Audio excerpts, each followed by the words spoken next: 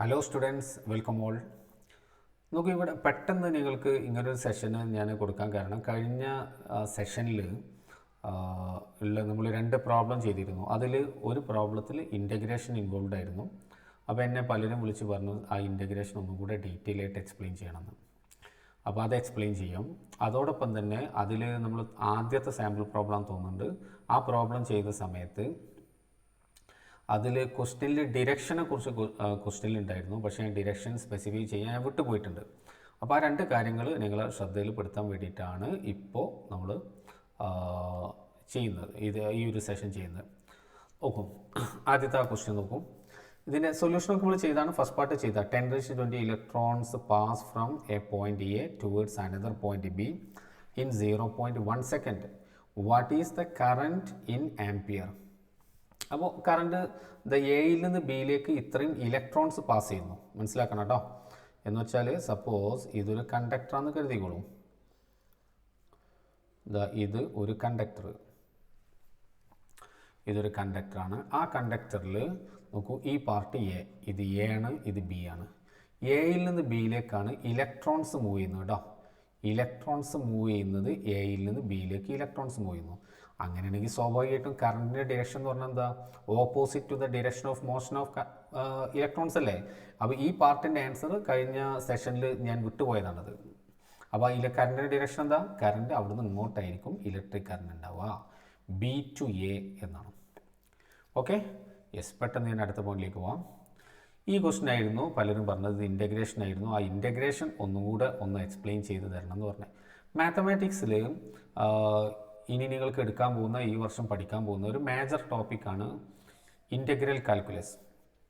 പക്ഷെ നമ്മൾ +1 തന്നെ അത് ഫിസിക്സിൽ നമ്മൾ അപ്ലൈ ചെയ്ത് തുടങ്ങിയതാണ്. അപ്പോൾ നമുക്ക് ചെയ്യാൻ വേണ്ടിയുള്ള സാധനങ്ങളൊക്കെ അല്ലെങ്കിൽ പോയിൻറ്റ്സൊക്കെ ഓൾറെഡി ഫിസിക്സിൽ നമ്മൾ പഠിച്ചിട്ടുണ്ട് എന്ന ധാരണയിലാണ് ഞാൻ ചെയ്തത്. എനിക്ക് തോന്നുന്നത് സിമിലർ കേസ് നമ്മൾ +1 ഡീൽ ചെയ്തിട്ടുണ്ട് എന്നാണ് ഞാൻ ഓർക്കുന്നത്. അപ്പോൾ എന്നെ പലരും വിളിച്ചിരുന്നു ആ കാര്യം പറഞ്ഞിട്ട്, അതുകൊണ്ടാണ് ഇത് ചെയ്യുന്നത്. നോക്കാൻ പോയി. അപ്പോൾ ഈ ക്വസ്റ്റ്യൻ ഞാൻ ഒന്നുകൂടെ ചെയ്യാം. അപ്പോൾ ഈ ക്വസ്റ്റ്യൻ ചെയ്യുന്നതിന് മുമ്പ് ഇൻ്റഗ്രേഷൻ എന്ന് പറഞ്ഞാൽ ഇൻ്റഗ്രലിൻ്റെ ഒരൊറ്റ ബേസിക് ഇക്വേഷൻ വെച്ചിട്ടാണ്. എന്താണ് ഇൻ്റഗ്രേഷൻ? ഡിഫറൻഷിയേഷൻ്റെ റിവേഴ്സ് പ്രോസസ്സാണ് ഇൻ്റഗ്രേഷൻ. ആ കാര്യങ്ങളൊക്കെ നമ്മൾ ക്ലാസ്സിൽ +1 സംസാരിച്ചതായിരുന്നു. പക്ഷെ നിങ്ങൾ വിട്ടുപോയിട്ടുണ്ട് എന്ന് തോന്നുന്നു എനിക്ക്.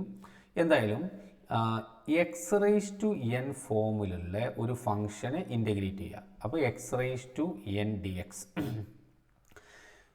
ഏത് ഫംഗ്ഷനെ നമ്മൾ ഇൻ്റഗ്രേറ്റ് ചെയ്യുമ്പോഴും ഇവിടെ ഒരു ഡി വെച്ചിട്ടൊരാളുണ്ടാവും. അയാൾക്കനുസരിച്ചിട്ടാണ് ഈ ഫംഗ്ഷനെ ഇൻ്റഗ്രേറ്റ് ചെയ്യേണ്ടത്. അപ്പോൾ ഇത് ഒരു സ്റ്റാൻഡേർഡ് റിസൾട്ടാണ്. ഈ റിസൾട്ട് നമ്മൾ ബൈ ഹാർട്ടാക്കി വെക്കണം. നമ്മൾ d/dx ഓഫ് x⁻n നമ്മൾ പഠിച്ചില്ലേ? n × x⁻n−1. ഇതൊരു സ്റ്റാൻഡേർഡ് റിസൾട്ട് അല്ലേ? അതുപോലത്തെ സ്റ്റാൻഡേർഡ് റിസൾട്ടാണ് ഇവിടെ ഇൻ്റഗ്രൽ x⁻n dx എന്ന് പറഞ്ഞാൽ x⁻n+1 ഡിവൈഡഡ് ബൈ n+1 എന്നാണ്. പക്ഷെ ഒരു കണ്ടീഷൻ ഇവിടെ, n ഒരിക്കലും എന്താവാൻ പാടില്ല?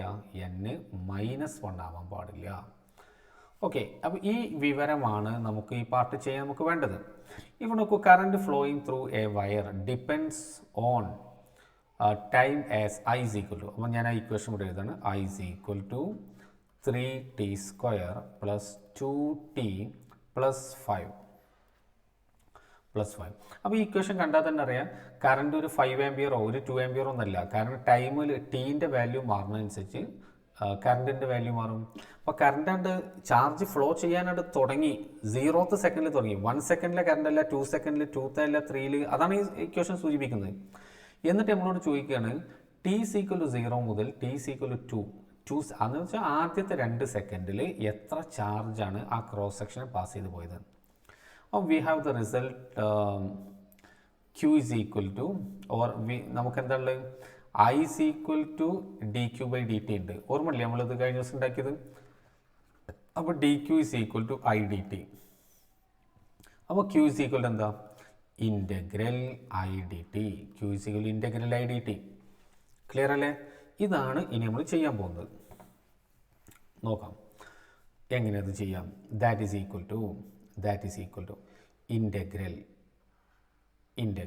i. ഞാൻ ഡീറ്റെയിൽ ആയിട്ട് തന്നെ ചെയ്യാൻ പോവാണ്. കണ്ടോളാം. 3t² + 2t + 5 dt. പിന്നെ എന്തുണ്ട്, ലിമിറ്റാണ്. ഇതിൻ്റെ ഇൻ്റഗ്രലിൻ്റെ ലോവർ ലിമിറ്റ് അതെന്താ, T C equal to 0 to T C equal to 2. എന്താണോ ഇവിടെ ഉള്ളത്, ഇവിടെ ഇനി വെറും 0 to 2 എന്ന് എഴുതിയാലും അണ്ടർസ്റ്റുഡ് ആണ് ടി സി ഈക്വൽ ടു ആണ്. കാരണം വിത്ത് റെസ്പെക്ട് ടു ടി ആണ് ഇൻ്റഗ്രേഷൻ നടക്കുന്നത്, അപ്പോൾ ഇവിടെ ടി വരാൻ പാടുള്ളൂ. യെസ്. ഇനി ഇൻ്റഗ്രലിനെ നമ്മൾ സ്പ്ലിറ്റ് ചെയ്ത് ഉള്ളിൽ കൊണ്ടുപോകുക. ഞാൻ തൽക്കാലം ഈ ലിമിറ്റ് ഞാൻ എഴുതൂല കേട്ടോ, ലിമിറ്റിനെ ലേക്ക് നമ്മൾ എത്തുള്ളൂ. അല്ലെങ്കിൽ 0 to 2 എന്നേ ഞാൻ എഴുതുള്ളൂ. അപ്പോൾ നോക്കൂ, ഈ ഇൻ്റഗ്രൽ ഇവിടെ 3 ടേം ഉണ്ട്, 3 ആക്കും കൊടുക്കണം. അപ്പോൾ integral 0 to 2 3t square dt 3t square dt plus integral 0 to 2 2t dt plus integral 0 to 2 5 dt. Clear അല്ലേ? Yes. That is equal to ഇവിടെ നോക്കൂ, ഇതിന് ഇൻ്റഗ്രേറ്റ് ചെയ്യുമ്പോൾ 3 എന്താ കോൺസ്റ്റൻ്റ്, അപ്പോൾ 3നെ പുറത്താക്കി. പിന്നെ ടി സ്ക്വയറിനാണ് ഇൻ്റഗ്രേറ്റ് ചെയ്യേണ്ടത്. അപ്പോൾ ടി സ്ക്വയർ എന്ന് പറഞ്ഞത് നോക്കൂ, ഈ ഫോമുലല്ലേ x⁻n ഫോമുല. അപ്പോൾ x⁻n ആണെങ്കിൽ, അപ്പോൾ t⁻n ആണെങ്കിൽ എന്താ എഴുതുക, t⁻n+1 ഡിവൈഡഡ് ബൈ n+1. അപ്പോൾ അതേപോലെ ഇവിടെ എന്താ എഴുതുക, t⁻2+1 ഡിവൈഡഡ് ബൈ 2+1. ലിമിറ്റ് ഇനി ഇവിടെ എഴുതുന്നുണ്ട് 0 to 2 പ്ലസ് അടുത്ത ആൾ നോക്കൂ, ഇവിടെ 2നെ പുറത്താക്കി. പിന്നെ ടി ആണ്, അപ്പോൾ എന്താ എഴുതുക, വെറും ടി പറഞ്ഞാൽ 1, t⁻1+1 divided by 1+1. Again limit 0 to 2 plus 5നെ പുറത്താക്കി. പിന്നെ ഇവിടെ ആരല്ലേ, 5നെ പുറത്താക്കിയാൽ 1 dt എന്നല്ലേ. ആ 1 എന്ന് പറഞ്ഞാൽ ആരാ, t⁻0 അല്ലേ. അപ്പോൾ 0+1 ഡിവൈഡഡ് ബൈ 0+1 0 to 2. മനസ്സിലായല്ലോ? യെസ്. ഇനി നോക്കൂ, ഈ ഞാൻ അടുത്ത പേജിലേക്ക് പോയി കഴിഞ്ഞാൽ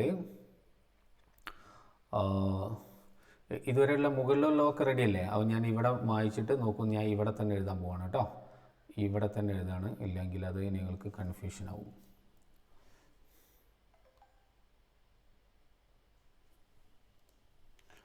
yes. That is equal to നോക്കിക്കോളൂ, ദാറ്റ് ഈസ് ഈക്വൽ ടു നമുക്കിവിടെ എന്ത് എഴുതാം, 3 ഇൻറ്റു t³/3 ആണല്ലോ.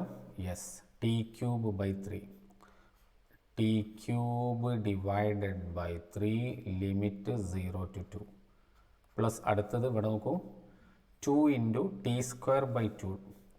അപ്പോൾ 2 into t² divided by 2 limit 0 to 2 plus ഇവിടെ t0+1 1 t തന്നെ. അപ്പോൾ ഇവിടെ 5 into t limit 0 to 2. That is equal to നോക്കിക്കോളൂ, ഈ 3യും ക്യാൻസൽ ചെയ്ത് ബാക്കി എത്ര ഇവിടെ ഉള്ളത്, t³. കാരണം ഈ 3നെ ലിമിറ്റിൻ്റെ ഉള്ളിൽ നിന്ന് പുറത്തേക്ക് എടുക്കുക, അത് കാരണം കോൺസ്റ്റൻ്റ് ആണ്.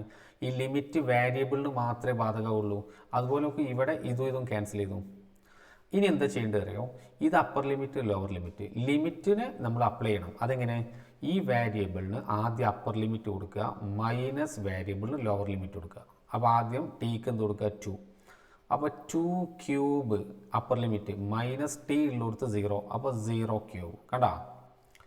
പ്ലസ് ഇവിടെ ടി ഉള്ളിടത്ത് 2 കൊടുക്കുക, അപ്പോൾ 2² മൈനസ് 0² പ്ലസ് അടുത്തത് 5 ഇൻറ്റു ടി ഉള്ളിടത്ത് ആദ്യം 2 കൊടുക്കുക, 2 മൈനസ് ടി ഉള്ളിടത്ത് 0.